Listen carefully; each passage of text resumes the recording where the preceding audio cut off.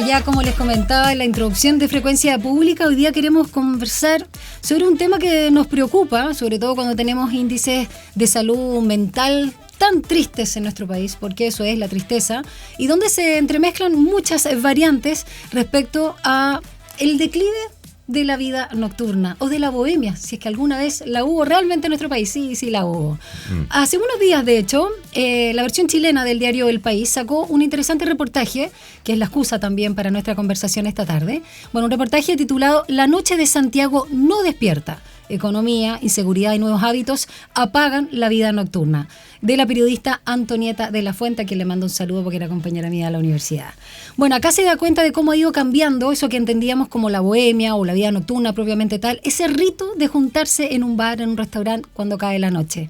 Y todo esto ha cambiado no solo en la capital, en Chile en general, pero también hay algunos hitos. El estallido social de octubre de 2019, luego, por cierto, la pandemia desatada a comienzos del 2020. Y Santiago Centro, ojo, es hoy considerado una de las comunas más peligrosas de Chile.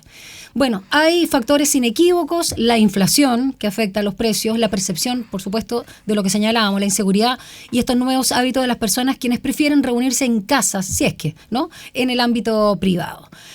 Quien ha escrito de este tema en relación también a la dictadura y otros tiempos, pero que todavía permanecen con ese miedo finalmente en nuestra sociedad, ha sido nuestro querido Mario Sobarzo, doctor en Filosofía Moral Política, académico de la Universidad de Santiago, que nos acompaña esta tarde. Mario. Muchas gracias, Daniela, por la invitación. Feliz de estar aquí en tu programa y poder compartir con tus auditores y auditoras. A grandes rasgos, a propósito de estas aristas, ¿no?, que presentamos, la inseguridad, el tema de los precios, las consecuencias más recientes del estallido social, de la pandemia, este reportaje que aparece en El País. ¿Te parece que va por ahí el asunto o tiene otras connotaciones culturales más profundas de las cuales tú has escrito y que todavía permean finalmente a la sociedad chilena? Que no ha sido de las más carreteras, ni de carnavales, ni de un culto al gozo. Bueno, eso hay que decirlo, ¿no? Chile era históricamente muy semejante al resto de Latinoamérica con los carnavales, y aquí hay una influencia muy fuerte de Portales, de Diego Portales y del portaleanismo que se permea a la sociedad chilena, a las élites chilenas, que miran con mucha desconfianza, con una profunda inquina, podríamos decirlo, la noche y todo lo que tiene que ver con el gozo popular. Portales es el que prohíbe justamente los carnavales, es el que se encarga de reemplazar los carnavales que se realizaban en verano, que existían igual que en toda Latinoamérica, y lo lleva el 18 de septiembre como un modo justamente de unificar este elemento carnavalesco, este elemento festivalero, con el hecho de la independencia de Chile. Y eso ha venido repercutiendo, ha venido reverberando históricamente en Chile hasta la actualidad. No ha cambiado mucho en ese sentido. Vemos que históricamente siempre las élites han tendido a desconfiar mucho de estas explosiones de festividad. ¿Por la barbarie? Por la barbarie, exactamente. Hay que recordar que no es menor que la propia escuela normal, ¿no? Acá en Chile, que la tenemos dentro de la Universidad de Santiago, está donde está el Departamento de Filosofía, el Departamento de Educación, eso lo poco que queda, ¿no?, de esa antigua escuela normal, fue fundada por Sarmiento, que escribe un libro que se llama Facundo, y que es justamente un rechazo a esta barbarie del mundo popular, que es una mirada muy ilustrada, muy de época del siglo XIX chileno, y que en cierta medida es una de las cosas que marca nuestra relación justamente con lo festivalero, con lo carnavalesco, con el hecho de la tendencia justamente a la ruptura del orden normal, ¿no?, del orden de la vida diaria, de la vida diurna. Ahora, hay que hacer un matiz, como tú decías, que aquellos que venimos de regiones sabemos que no es lo mismo lo que ocurría en la noche de Santiago a lo que ocurre en la noche de regiones. A la gente le llama mucho la atención, por ejemplo, ir a Chiloé en verano, esperando justamente que haya vida nocturna, y descubrir que normalmente los locales cierran a las 12 de la noche, ¿no?, que ese es el hora tope a la cual dura la vida nocturna en los pueblos, en las ciudades más pequeñas que no son Santiago. Lo mismo ocurre en ciudades como Osorno, en Puerto Montt, Punta Arenas, etcétera, que tienden a tener una vida nocturna mucho más limitada que lo que puede ser Santiago. Entonces, también nosotros tendemos a pensar esto siempre desde nuestra realidad, pero no desde las realidades de las regiones, que también es muy distinto. Y un tercer elemento también que es muy relevante, como tú dices, estos los cambios culturales que han venido sucediendo. Creo que una de las cosas que ha afectado fuertemente a los bares, a propósito del reportaje, es el tema de la prohibición de fumar dentro de ellos, ¿no? Eso es una cuestión que es muy relevante. Yo lo veo en mis amigos, mis colegas, la gente con la que uno se reúne, que justamente rechazan ir a estos lugares hoy por hoy, porque... Esa prohibición. Esa prohibición, exactamente, porque o tú encuentras un bar que tenga efectivamente terraza y no es y Santiago o las ciudades chilenas en general la noche es bastante fría, por lo tanto tampoco es tan fácil estar en una terraza al aire libre. Y eso ha repercutido justamente en que cada vez que hay una reunión o alguna actividad preferimos las casas porque le da la posibilidad justamente a que las personas se sientan más tranquilas sin que estén alguien detrás o teniendo que salir a fumar afuera, ¿no? Que también es una cuestión muy importante. Y lo otro, bueno, los costos, ¿no? Santiago, Chile es un país muy caro, Santiago es una ciudad muy cara, uno lo compara con otros países en Latinoamérica, pero no solamente, la gente que viene de Europa dice, oye, esto está por sobre los precios de países como España o Italia, ¿no? Entonces, también eso incide directamente en el hecho de que, claro, uno compara y por el precio que te tomas un trago en un local, te compras la botella. Claro, la botella, exacto. Literalmente. La botella de pisco vale lo mismo que sale un trago en algún local del barrio Yungay o del barrio Brasil. Entonces, comparativamente, claro, tú con la botella puedes compartir con 4 personas y te dura para toda la noche o por mucho rato, y en el otro local por eso tienes que gastar 4 veces más. Entonces, también eso incide directamente, ¿no? Pero como digo, hay factores culturales, hay factores sociales, hay factores económicos, hay el tema de la delincuencia, pero aquí yo tiendo a desmitificar un poco eso, porque aquí es donde es que aparece el tema de esta relación de lo nocturno, ¿no? Salir un poco de la idea de la noche, sacarla de este guarismo particular que estamos viviendo hoy día y entender que lo nocturno siempre ha sido asociado culturalmente a el peligro, a lo ominoso, a la situación justamente de una ruptura del orden normal de la vida. Y en ese sentido no es que estemos descubriendo la rueda, no es que estemos descubriendo el hilo negro, eso siempre ha sido así, y de hecho los rituales que se utilizaban para exorcizar la nocturnidad, para exorcizar lo que significa la experiencia de eso ominoso que surge en lo nocturno, es oscuro, es muy antigua, no es que lo estemos inventando nosotros. Los griegos tienen referencias, la diosa de la noche, la diosa Nix, es una diosa que pertenece justamente a todas estas divinidades, a todas estas construcciones que emergen y que destruyen el orden simbólico que está establecido en base a la visibilidad, en base a la luz. Y ahí hay una cuestión que es muy interesante, porque por eso podríamos meternos en las ceremonias de exorcización. Vamos a hablar de eso y solo... respecto al primer punto que decías, Mario, es interesante eso cuando antes se hablaba de la barbarie, ahora se habla de incivilidades, que finalmente aborda lo mismo. Y por otro lado, cuando también hablabas de los romanos o de los griegos y posteriormente romanos, es interesante porque hasta el día de hoy está en nuestro inconsciente colectivo que... no sé, pensando en los arquetipos, Hécate, la luna, sigue siendo muy ambigua, misteriosa, si tú quieres en su lado más productivo, en la creatividad, inspirador, pero algo que complica, que genera mucho ruido interno. En cambio el sol, el dios astro, sigue siendo venerado y como algo muy positivo, y eso sigue en nuestro inconsciente colectivo. Claro. Volvamos a nuestro país y ya vamos a ahondar luego en eso relacionado como fundamento también de nuestro pensamiento occidental, de lo que tú señalabas, pero quiero detenerme en el toque a toque de la dictadura.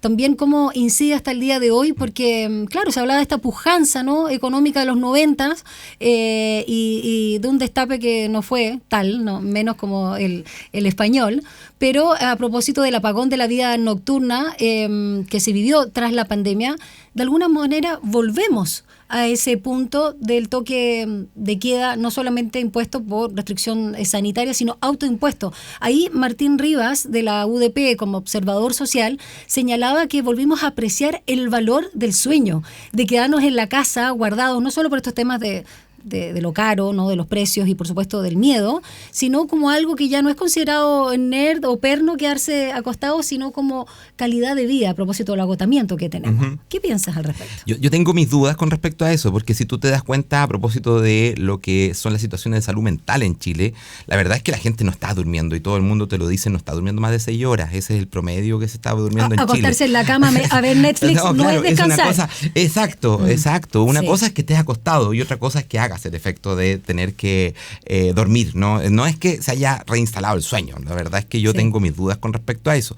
Y como digo, hay estudios que demuestran, ¿no?, que la situación de lo que más afecta a las enfermedades mentales es justamente las situaciones de sueño, el poder dormir durante la noche, el descansar bien, etcétera. Entonces, ahí pondría algunos elementos de duda, ¿no?, con respecto a eso. Ahora, que efectivamente pareciera que hay una especie de oleadas, ¿no?, que han venido afectando todo este fenómeno de la noche y todo lo que significa la vida nocturna, etcétera.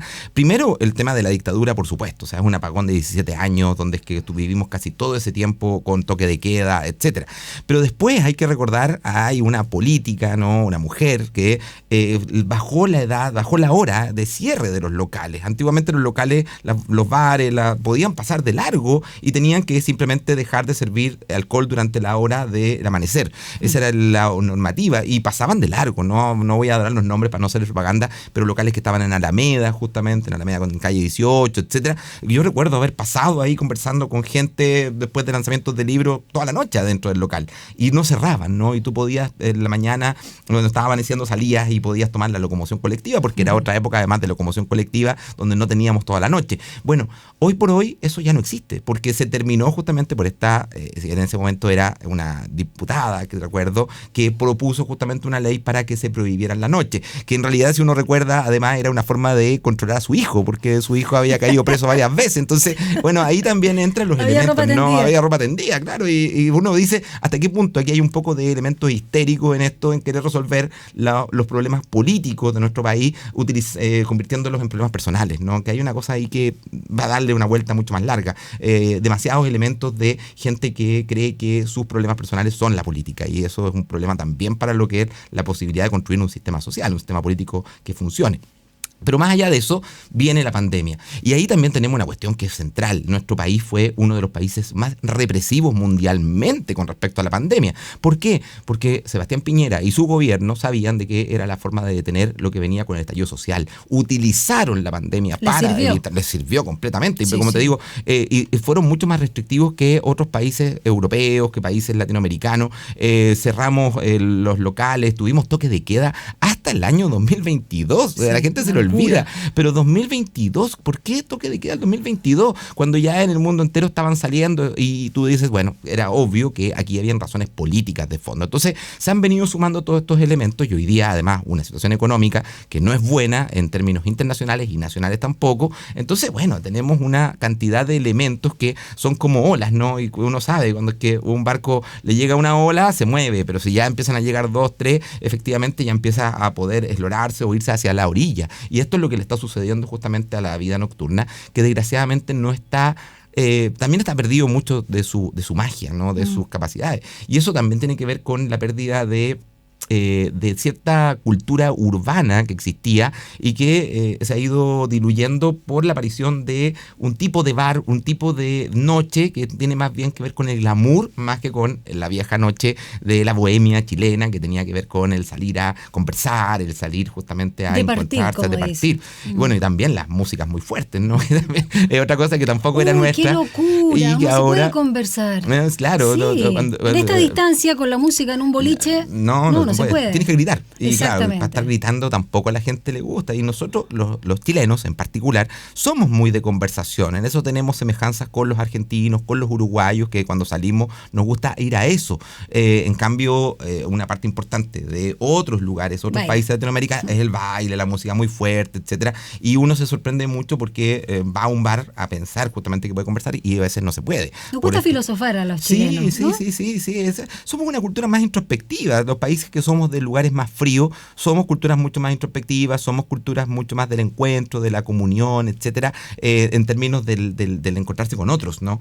Y eso, bueno, que como digo, en países, en ciudades como Santiago, entendemos que antiguamente lo cumplían ese rol los bares, los lugares de encuentro. Pero en las regiones, por ejemplo, pueden ser perfectamente las iglesias, ¿no? Nuevamente pongo el caso de Chiloé, la gente se reúne en las iglesias, afuera de las iglesias, a la conversación, a compartir un trago, etcétera, a dialogar sobre lo que sucedió en el día o a los problemas de la comunidad. Y eso también se ve en otros lugares, incluso en Talca, ¿no? De donde yo soy, se le dice la capilla al bar del pueblo, claro, ¿no? Sí, entonces, algo de eso, hay una cuestión ahí, que una mirada, una concepción de estos lugares que hay que valorarlo. No es menor que Humberto Giannini, en uno de los libros quizás más relevantes para mí de la filosofía chilena, que se llama La reflexión cotidiana, él le dedica un capítulo especial al bar, porque considera justamente que el bar es un lugar antropológico, un lugar referencial para los chilenos, para las chilenas, porque es un lugar donde es que podías generar encuentros. Sin ir más lejos, la dictadura, recordemos que era donde es que se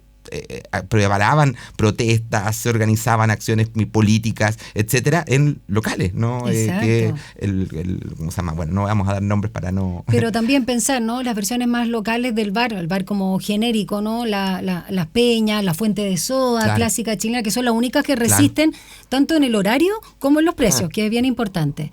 Mario Sobarzo, también volvamos a eso que señalabas respecto a tus estudios en relación a la vida nocturna. Tú tienes un artículo que se llama Excurso, que es como digresión, porque acabo de aprender la palabra, a partir de la nocturnidad cívica. Y tú planteas de entrada, Mario, que la noche fue exiliada de la ciudad. Y tú estás dando ahí todos los ejemplos, finalmente, y en relación a todas estas épocas, desde Portales en adelante, que va quedando, se acentúa también con la dictadura, y más recientemente tenemos una regresión, de alguna manera, con el miedo hacia el estallido y sus consecuencias, y la pandemia, cómo se aprovecha en relación a eso. Quiero detenerme en esto del pensamiento romano, ¿no? Que la oscuridad que debe ser combatida con luz, y cómo el ingenio humano, justamente a través de los bares, a través del fogón antes de la electricidad, o aún se mantiene, ¿no? Del tema, digamos, más técnico, es muy necesario para poder incluso tener un pensamiento distinto al que uno tiene cuando es productivo con la luz de día, para aprovechar de hacer todas las cosas que nos pide el sistema.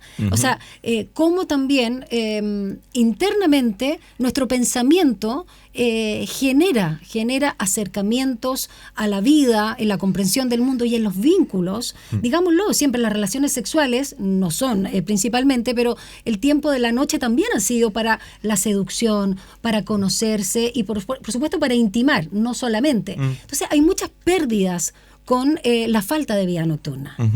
Sí, bueno, ahí hay varios elementos muy interesantes, ¿no? Primero, la idea esta de que en sociedades como la romana, como la sociedad griega, pero también en la sociedad latinoamericana, está muy clara esto de que tú no puedes no puedes eliminar completamente todos los detritus que están asociados a lo nocturno, a lo que no deseas, sino que, porque si lo eliminas, en el fondo vuelve reforzado, ¿no? Es como cuando tú intentas destruir algo que es con natural a la especie humana, te das cuenta de que eso vuelve reforzado. Cuando tú reprimes demasiado la violencia, cuando tú reprimes demasiado la sexualidad, vuelve de una forma mucho más perversa, ¿no? Exacto. Entonces, la represión no es una buena fórmula. Entonces, ¿qué se puede hacer? Bueno, integrarlo como parte de los rituales cívicos, de forma tal de que esos rituales cívicos tengan en consideración justamente la experiencia de lo nocturno, la experiencia de esto que tú temes, ¿no? El incluir el temor dentro de la experiencia de la convivencia cívica. Porque cuando es que eliminas el temor, lo que tienes es justamente una situación de mayor peligro.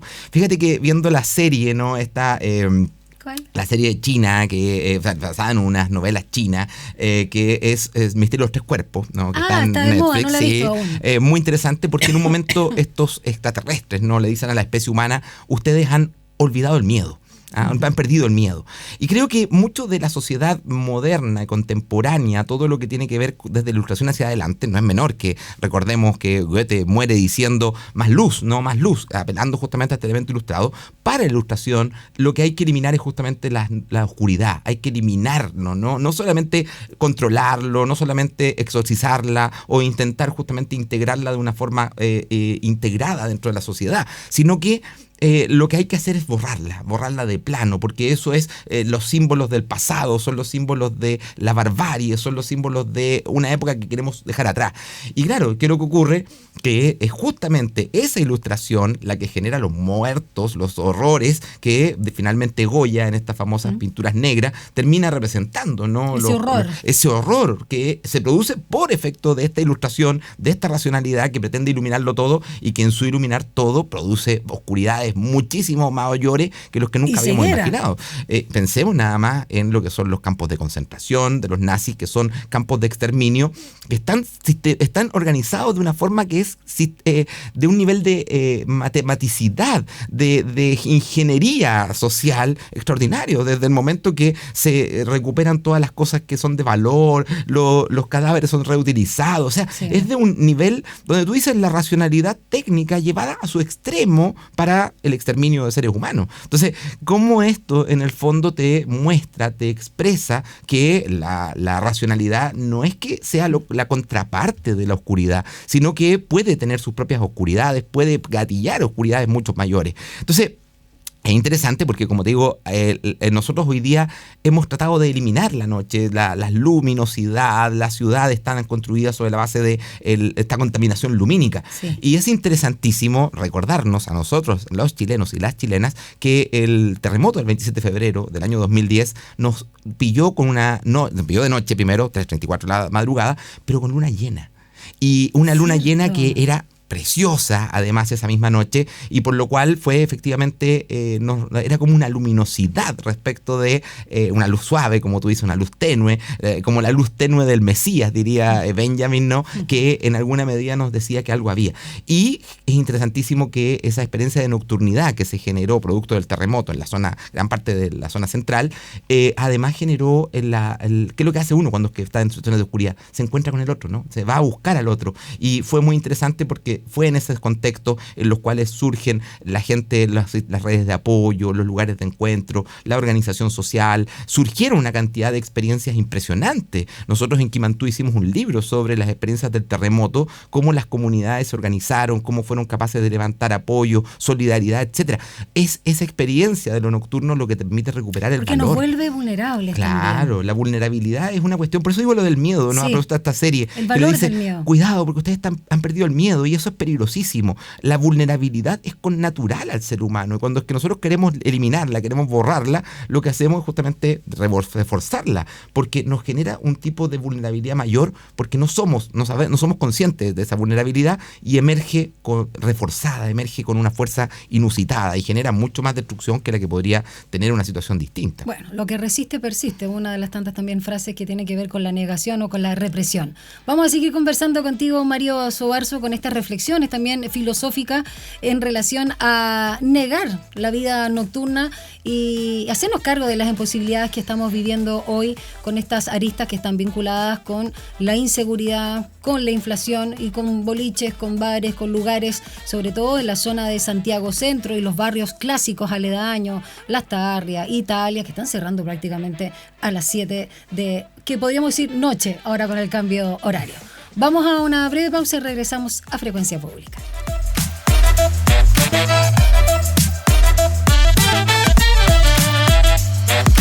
Nosotros, mientras estamos en esta pausa, también musical por Radio USACH, la 94.5, acá en Frecuencia Pública, estábamos con Mario Sobarzo tratando de organizarnos para juntarnos algo que hace años, desde que nos conocemos, hemos tratado de generar, ¿no? Que todavía no se da. Yo creo que ahora casi como un acto de resistencia. Buscar algún bar, algún lugar donde nos podamos juntar para departir y conversar, lo que estamos haciendo también a esta hora de la tarde, con luz de día, a esto de las 5 de la tarde, pero que sin duda tiene otro cariz. Y ahí quiero detenerme en lo que también para ti, desde la filosofía, desde la educación, que también creo que es muy importante y que sabemos que todo se relaciona, la importancia de vivir la noche. Ya hablábamos de estos aspectos de la vulnerabilidad, también los aspectos del encuentro, del estar con un otro, pero también quiero detenerme en esto de cuando uno baja finalmente la presión del día a día, este piloto automático donde estamos insertos, y lo que permite incluso en una semana, porque mucha gente dice, no tengo tiempo, pero siempre hay un punto de inflexión. Por ejemplo, un día miércoles o jueves, lo que sea, cuando uno se junta la nochecita, un ratito, aunque sea con un otro, que no es parte de tu familia o tu entorno inmediato, o incluso compañeros del trabajo, se genera una ganancia enorme de energía, incluso a falta de sueño. Sí, eso es muy interesante. Bueno, ya fue bastante desarrollado justamente por Freud a propósito de, y posteriormente también por influencias de Freud en otros autores. Incluso hay un grupo que se llaman el grupo de sociología sagrada, donde está, entre otros, Jean Baudrillard, Georges Bataille, ¿no? Y que ellos defienden justamente esta idea de que en estas situaciones hay un grado de liberación, un grado de un gasto innecesario de energía, que es lo que permite que tú sientas el valor que tiene también lo necesario de la supervivencia. O sea, sin esas situaciones de ruptura, sin esas situaciones donde hay una liberación, se produce justamente lo contrario. Y ahí hay una cuestión muy interesante, porque las sociedades ágrafas, las sociedades que no tienen escritura, las que son sociedades que viven en estas experiencias rituales, no constantes, de ceremonias rituales, lo que viven es constantemente esa experiencia del romper el tiempo de lo cotidiano, romper el tiempo de la normalidad. En cambio, nosotros, justamente producto del exceso que nos ha producido el sistema económico y en particular el neoliberalismo, hemos perdido la referencia respecto de que las situaciones de exceso son situaciones limitadas, son situaciones que no tienen no se expanden infinitamente. Claro, ¿qué ocurre con la riqueza actual? Tú puedes expandir infinitamente los deseos y puedes expandir infinitamente lo que es la búsqueda de cosas. Es lo que ocurre con los multimillonarios, ¿no? Que ya no les basta con el auto de último modelo, sino que tiene que ser especial, construido para ellos, etc. Hay un deseo que se vuelve ilimitado, y eso es lo contrario justamente a la experiencia del exceso, como lo piensan este grupo de la sociología sagrada, que piensan el exceso como algo integrado justamente al orden normal, que permite, le da sentido a ese orden normal. Bueno, nosotros hemos llenado de tal forma el tiempo que cuando es que uno siente que no está haciendo algo, en realidad siente que está perdiendo el tiempo.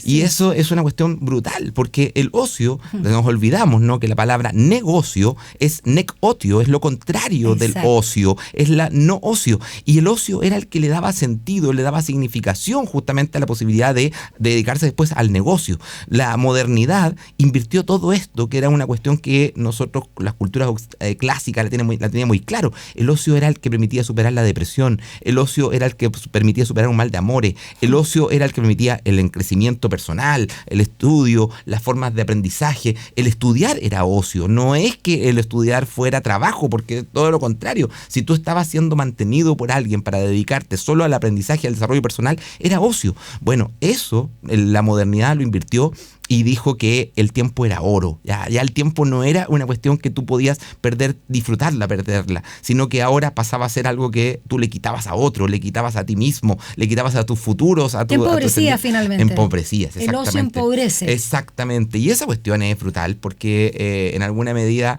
son sociedades de la hiperproductividad, pero que no generan alegría, no generan felicidad, generan pasiones tristes, como diría Spinoza, ¿no? Y esas pasiones tristes, por supuesto que son destructivas, disuelven la comunidad y nos hacen perder lo que es el vínculo con los demás. De hecho, una de las cuestiones más notables de lo que sale en el reportaje es que esas personas que viven esta experiencia de quedarse en la casa, lo viven también como una experiencia donde es que sienten un tiempo vacío. ¿Qué es lo que nos pasa a nosotros cuando gastamos muchas horas en ver series, ¿no?, y solo? Que después uno se acuerda y dice, bueno, ni siquiera te acuerdas de la serie, de lo que viste, no te acuerdas de lo que fue lo que... Sí. O sea, si no hay una experiencia de vinculación, por eso nos gusta ir al cine con alguien, poder conversar después de la película, o ir al teatro con alguien y poder conversar, etcétera.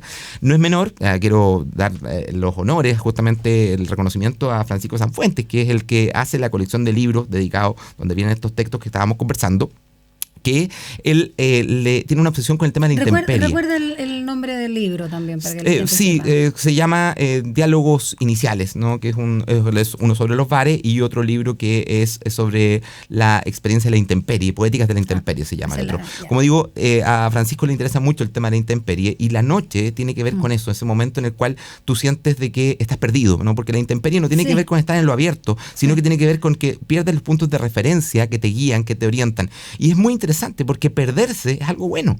Siempre tendemos a pensar de que me perdí perdí, qué terrible, tengo que buscar rápidamente en el Google Maps para poder reubicarme. Cuando es que es una experiencia riquísima porque te permite volver a reconfigurar el horizonte, te permite volver a saber qué es lo importante para ti, poder cambiar ejes, etcétera. O sea, sin esas experiencias de lo nocturno, y por eso digo que lo nocturno cívico es la contraparte de la visibilidad cívica. Es fundamental la visibilidad cívica, por supuesto, porque ahí es donde que se hace, por ejemplo, la transparencia del poder. El poder tiene que ser transparentado constantemente, porque si no, cuando hay esos espacios de opacidad, aparece la corrupción, aparece los vínculos nepotistas, etcétera. Eso es parte de una oscuridad que no debiera invadir lo visible, no debiera invadir lo que es la transparencia, pero tampoco la visibilidad, la transparencia debiera invadir lo oscuro, porque también eso es parte de la convivencia, también está ahí. Y de hecho no es casual que en la sociedad griega el espacio de la oscuridad haya sido el hogar, ¿no? El oikos, de donde sale nuestra palabra ecografía, por ejemplo, porque no hay un hogar más propio que el oikos, que es el útero materno, ¿no? Que es el lugar donde es que habitamos realmente, el único lugar que habitamos propiamente tal en nuestra vida. Todos los demás son lugares que somos forasteros, y en nuestro somos primer extranjeros. Hogar oscuro, a propósito Exactamente, del útero, ¿no? exactamente. Sí, por eso que las ceremonias femeninas en Grecia, las dos grandes ceremonias femeninas, que eran las fiestas de Adonis y las se me olvidó el nombre de la otra, eran ceremonias que ocurrían en la oscuridad, eran ceremonias dedicadas a las mujeres. Las fiestas de Adonis eran maravillosas porque las mujeres se subían a los techos de las casas y desde ahí cantaban canciones, hacían cosas que no podían participar hombres, y cuando veían a un hombre por la calle le tiraban cosas hacia abajo. Entonces había también una lucha sexual, no una lucha de géneros en ese momento. Es interesante el descubrir justamente estas asociaciones, estos vínculos. Mario, y también otro vínculo que siempre ha pertenecido al mundo de la noche, pero que también lo hemos sacado en cuanto a horario y lo llevamos al almuerzo, e incluso después de las 12 dicen que de buen gusto, que es el acto de beber, ¿no? Y ahí los ritos de Baco, Dionisio, y esa felicidad también que nace de los dolores más terribles, que como dice la canción, por el vino me quedé sin pena, sí. A propósito de esa canción, y claro, también ha estado muy satanizado de alguna manera a propósito de este concepto de la barbarie o incivilidades, el acto de beber, pero sabemos que aparte de que es una droga ilícita, no lo vamos a dejar de hacer, y lo sabemos a propósito de lo que sucedió con la ley seca en Estados Unidos, en el mundo en general. Entonces, no importa el juicio, sino más bien cuánto también el acto de beber asociado a la noche nos permite relajarnos y nos permite también, sobre todo en una sociedad como la nuestra, desinhibirnos, que es algo que nos cuesta tanto, ser asertivos, por ejemplo. Sí, bueno, el tema es súper interesante cuando uno piensa a propósito de Baco, de Dionisio. En la sociedad griega, las ceremonias, los banquetes, eran ceremonias que ocurrían en casa, porque la gente no tenía esta idea de comer conjuntamente, que sí tenían los espartanos, los atenienses no la tenían. Y por lo tanto se hacían estos eventos y ahí se comía, se tomaba. Y fíjate que había cosas que eran muy interesante. Por ejemplo, había un juez que en estos banquetes participaba, famoso banquete de Platón, es justamente eso, que el juez establecía cuánto se iba a tomar. Se establecía como un acuerdo y el juez tenía que garantizar que tú te ibas a tomar los 8 litros de vino que correspondían, ¿no? Y que el que no tomaba tenía sanciones. De hecho, cuando salían de estos eventos, a propósito de esto del control de lo salvaje, del control de lo destructivo, se hacían en torno a Dionisio, hacían bromas a los vecinos. Entonces eran muy desagradables para el resto de la gente, porque estos borrachos salían a caminar por las calles y salían a mostrar este rostro dionisiaco deformado, producto justamente del beber alcohol. Sin pudor, ¿no? Era parte integrativa de lo que era la sociedad, no era una cuestión ajena. ¿Y por qué? Porque, como lo dice justamente en Las Vacantes, el texto famoso de Esquilo, lo que ocurre cuando es que tú no dejas entrar a Baco, no dejas entrar este espíritu de locura, es que la locura te consume la totalidad de la ciudad. Y nos cuentan que aquellas ciudades que rechazan a Dionisio en su llegada terminan cometiendo crímenes y delitos y acciones que son de un nivel muchísimo más brutal que si hubieran llegado y hubieran integrado dentro de la comunidad la actividad cívica, ¿no? Dentro de lo cívico, lo dionisiaco. No es menor que el vino que tomaban en el día a día, era un vino al que le echaban agua, pero un vino muy suavizado. En Argentina todavía se usa mucho, Sí. el vino dulce le ponen soda porque es como una bebida.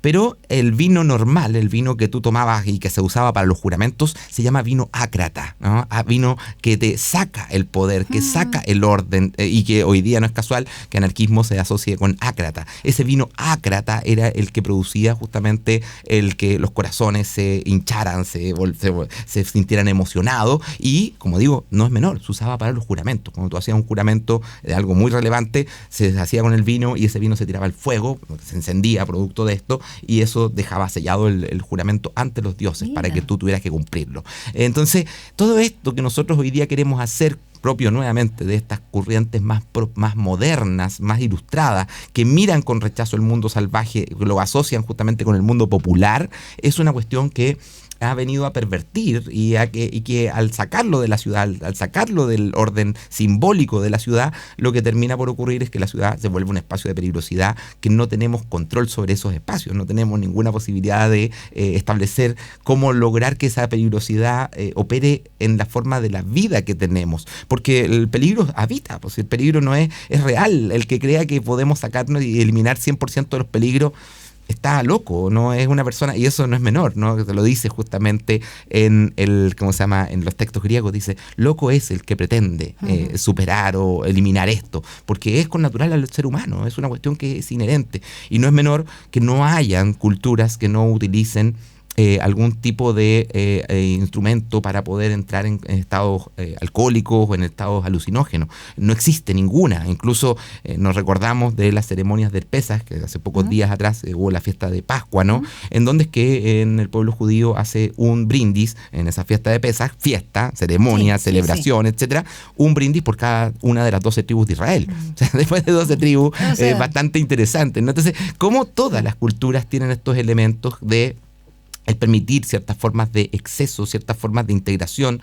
de elementos que pueden ser psicotrópicos u otras cosas para el entrar en contacto con una dimensión de la realidad? No es casual que se llaman drogas enteógenas o enteógenas, justamente porque nos muestran un ámbito del ente, de la realidad, de lo entitativo, de lo que es distinto a lo que podemos percibir simplemente en el estado de normalidad, en el estado de vigilia.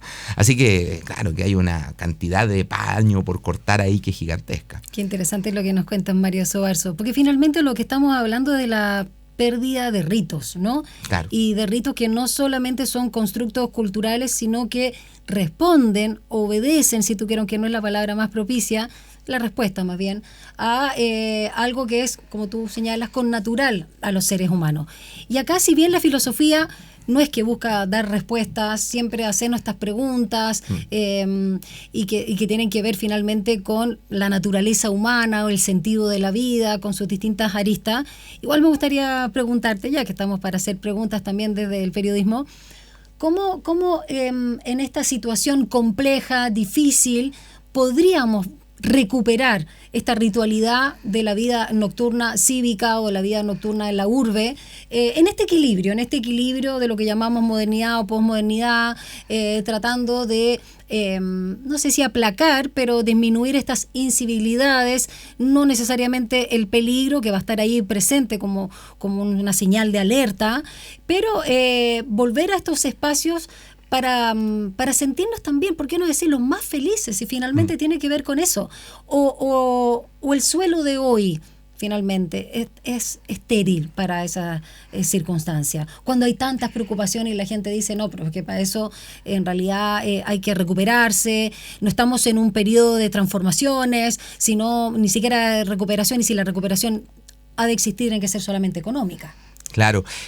Fíjate que yo creo, pienso que el gran problema para la recuperación tiene que ver con los dispositivos tecnológicos. Es brutal cuando tú ves lo que ocurre en los locales, los bares, etcétera, y tú ves de pronto una mesa de toda la gente sentada mirando su celular. O sea, qué pena más grande. Claro, eso es el gran atentado contra la posibilidad de recuperar este tipo de situaciones. ¿Por qué? Porque rompe esa experiencia de comunión que significa el beber en conjunto, el beber con otro o con otra, ¿no? El poder compartir con otros, incluso cuando es más amplio. Porque en el fondo disuelve lo que es el espacio del misterio. Cuando es que tú metes una pantalla entre medio, contrario, la pantalla lo que hace es iluminar, es abrir justamente, quitarle el espacio a la nocturnidad. Y al contrario, por lo tanto, perdemos esa experiencia del encuentro con el otro, con la otra. Ya no nos importa qué es lo que Te está estoy diciendo. mirando profundamente a los ojos, claro, no pierdes la posibilidad de vincularte. Y eso, claro, si tú lo piensas, ¿te quedas con qué? Te quedas con el hecho de que fuiste a un local, pero no fuiste a compartir con alguien. Lo que fuiste es simplemente a sacarte la foto. Sacarte la foto, claro, y a poder subir la historia. Se perdió esa dimensión misteriosa, ¿no?, del encuentro. Y bueno, si podemos recuperar eso. O sea, misterio y noche van de la mano. Yo creo que no, creo que es una cosa muy compleja hoy por hoy, y de hecho no es menor que los bares de viejos, que son un punto referencial para esto, están desapareciendo. En Santiago Centro hay reconversiones de bares que eran preciosos, donde uno veía a estos parroquianos que iban todos los días y que tú los encontrabas, que te saludaban de pronto, etcétera, y que ya no les queda ese espacio. ¿Por qué? Porque son bares muy caros, son bares que están pensados en términos comerciales, no en términos de permitir el encuentro. Ya no existe la tertulia. No existe la tertulia, exactamente. O sea, todo eso que nosotros podíamos ver en Chicago Chico, por ejemplo, esa maravillosa novela, donde es que tú veías cómo la gente salía a verse, a encontrarse, los literatos, los artistas, etcétera. Hoy por hoy, la verdad es que ha quedado más bien convertido en una cuestión simplemente de pose. Vas a la exposición y después te vas para la casa, ¿no? ¿Para qué? Si ya posé, ya no tengo para qué seguir dándole vuelta a lo que hicimos, a lo que se planteó en la obra. No lo discutamos, abandonemos esa experiencia. Y claro, es muy difícil hoy por hoy, con este ritmo de vida además que tenemos, con estas temporalidades que están interviniendo cada área de nuestra vida, la vida de pareja. Tú misma contabas de este libro que viene, que cada vez la vida del deseo de Luigi Soya. Terrible, ¿no? Porque hoy por hoy Japón, por ejemplo, que es un caso más extremo, llegó a 1,2 niños por nacimiento. O sea, ni siquiera le va a dar para poder cubrir la cantidad de población de aquí a 20 años más. O sea, estamos hablando de catástrofes de aquí a 10 o 20 años más por cuestiones que son inherentes a nuestro propio sistema. Y ojo que aquí en Chile estamos cerquita, estamos todavía en el 2,1, que es el porcentaje que corresponde, pero está bajando la cantidad de nacimientos también, y se piensa que podríamos ir por el camino. Estamos en el 1,3 según la última tasa. Que entonces ya llegamos a la situación de Japón. Por debajo del 2,1, que es la tasa que requiere para no envejecernos demasiado. Exactamente. O sea, significa de que esto ya, las implicancias de lo siniestro que hay detrás de eso, es que todos los sistemas de pensiones, de salud, de renovación de puestos de trabajo, etcétera, se están yendo a las pailas justamente por esta situación que es crítica.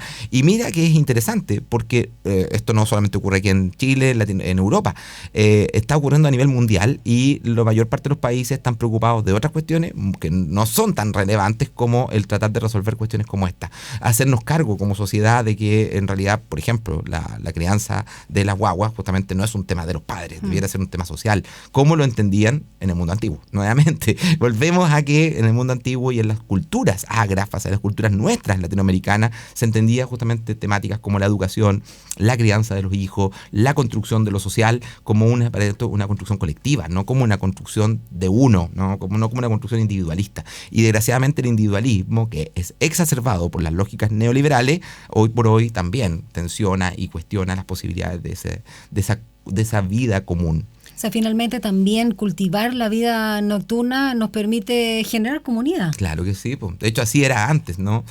¿Cuántas cosas no se resolvieron? ¿Cuántas cosas no se tomaron en decisiones?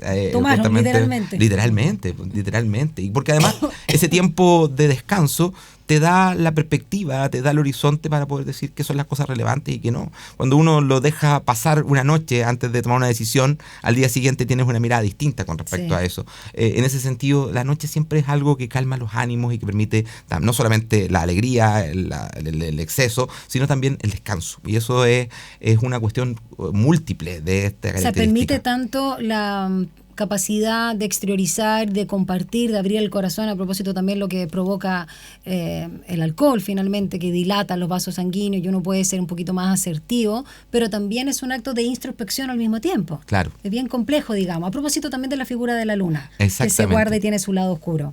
Exactamente, que tiene esa doble dimensión. Además, es maravilloso pensar que nosotros, toda la humanidad ha visto el mismo rostro de la luna desde los orígenes hasta hoy, y el otro lado siempre se ha mantenido oscuro, a pesar de que la luna tiene rotación, ¿no? Porque esa es una cuestión que también pensamos, que la luna está estática y no, tiene rotación, pero nosotros siempre vemos el mismo rostro, por algo es.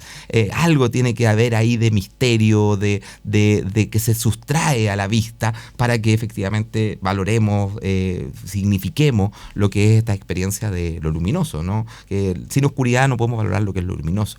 Una cuestión no menor, que uno de los grandes cuentos de ciencia ficción, de la historia, se llama Atardecer, o Cuando cae la noche, también se lo conoce Isaac Asimov, y cuenta una sociedad que no conoce la noche, que la conoce solamente cada 2250 años, y una vez esa vez aparece la noche, y cómo eso les hiela el corazón a dicha sociedad, ¿no? Y entra en un estado de locura, de explosión, y eso sucede, ¿no? Con nuestra sociedad actual. Yo creo que el cuento de Isaac Asimov es una representación de lo que ocurre hoy día, donde es que hemos eliminado ese elemento de lo nocturno, y claro, cuando surge, cuando aparece con su carga de rostro ominoso, terrible, y lo vimos en los saqueos, lo vimos en las explosiones del estallido social, lo vimos en las situaciones de cuando ocurre una catástrofe, etcétera, y que nos quedamos sin luz. Ahí vemos esa experiencia nocturna que aparece, y ahí uno dice, ucha, parece que efectivamente he perdido, ¿no? Esto que en algún momento teníamos. Tantas pérdidas, ¿no? Sí, pues.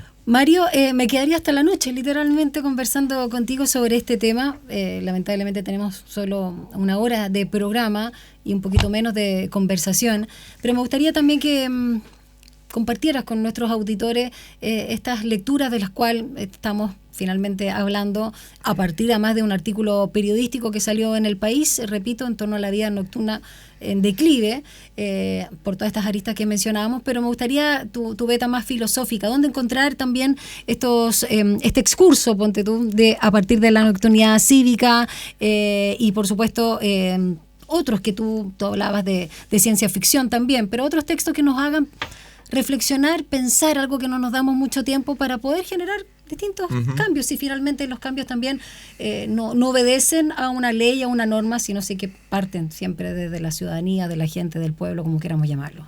Sí, bueno, estos libros en particular, donde están estos artículos, fueron publicados por la Escuela de Artes Visuales de la Universidad de Chile, y están disponibles digital, ¿no? Tú puedes encontrarlos poniendo el nombre del libro, o bien buscando en Artes Visuales publicaciones, y vas a encontrarlos porque son accesibles gratuitamente. Además, en su momento los libros también, la Universidad de Chile los sacaba gratuitamente en papel, pero sacan de ediciones limitadas, cantidades limitadas, y por supuesto que están agotados. Así que en ese sentido es más difícil encontrarlo en papel. Es un trabajo muy interesante, como te digo, ha estado muy fuertemente marcado por la idea de la intemperie, que es un concepto que atraviesa el trabajo de Francisco Sanfuente, que además es artista, y que lo permea justamente en su diálogo y en su trabajo con otros artistas y con gente que no es necesariamente el mundo de las artes, como puede ser el caso mío particular, pero también de sociólogos, de historiadores, etcétera, que también desde estas perspectivas hemos convergido en dialogar con respecto a estos temas, ¿no? ¿Se podría decir que los filósofos son los artistas del pensamiento? No sé, yo me gusta pensar que somos más bien trabajadores de la cultura, como diría Víctor Jara. Ya, está bonito eso, está bonito.